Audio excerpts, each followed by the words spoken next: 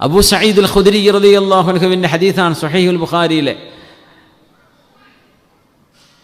ഒരു പാമ്പ് കടിയേറ്റ കഥ ഉണ്ടല്ലോ. ഒരു ഗോത്രത്തലവിന് പാമ്പ് കടിയേറ്റു. ഹൽ മിൻകും മിൻ റാഖ്, നിങ്ങളിൽ റുഖിയ ചെയ്യുന്ന ആരെങ്കിലും ഉണ്ടോ? മന്ത്രിച്ചൂതി കൊടുക്കാൻ പറ്റുന്നവരുണ്ടോ? പവിത്രമായ വചനങ്ങൾ ചൊല്ലിക്കൊടുക്കുന്നവരുണ്ടോ? അബൂ സഈദ് അൽ ഖുദരി തങ്ങൾ പറഞ്ഞു, ഞങ്ങൾ മന്ത്രിച്ചൂതി തരാം.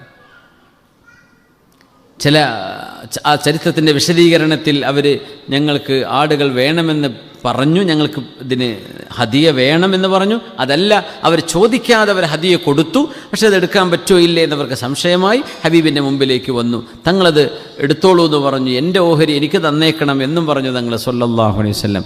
7 ഫാത്തിഹ ഓതി. തേളോ പാമ്പോ കടിച്ചിട്ട് ഈ മനുഷ്യൻ നീലിച്ച് കിടക്കുകയാണ്. ഒരു മരുന്നും ഒരു ഹോസ്പിറ്റലും ആംബുലൻസും ഒന്നും വരാനില്ല. മരുഭൂമിൻ്റെ നടുവിലാണ്.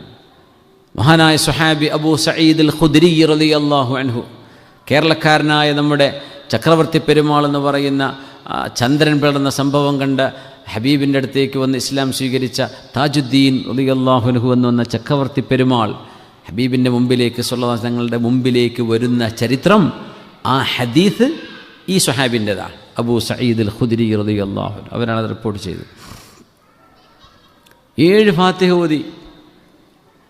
ബോധം കെട്ട് കിടക്കുന്ന ആ മനുഷ്യൻ ഫഖാമ, അയാൾ എഴുന്നേറ്റു. കഅന്നമാ നശിത മിൻ അഖാൽ, ബോധം കെട്ട് വീണ ഒരു മനുഷ്യൻ ബോധം തെളിഞ്ഞ് എഴുന്നേൽക്കുന്ന പോലെ 7 ഫാത്തിഹ ഓതി. ഒന്ന് ഒരു ഊത്തങ്ങ് ഊതിയപ്പോഴേക്കും അയാൾ എഴുന്നേറ്റു. അവർ ഒരു ആട്ടിൻ്റെ കൂട്ടം കൊടുത്തു. നിങ്ങൾ കൊണ്ടുപോയിക്കൊള്ളുന്നു സന്തോഷം കൊണ്ട്.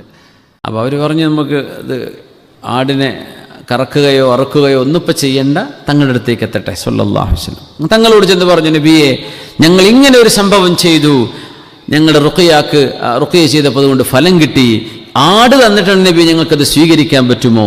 വമാ അദ്റാക അന്നഹാ റുഖിയ, അബൂ സഈദ് നിങ്ങൾക്കറിയുമോ, നിങ്ങളാ ചെയ്തത് ശരിയായ റുഖിയയാണ്.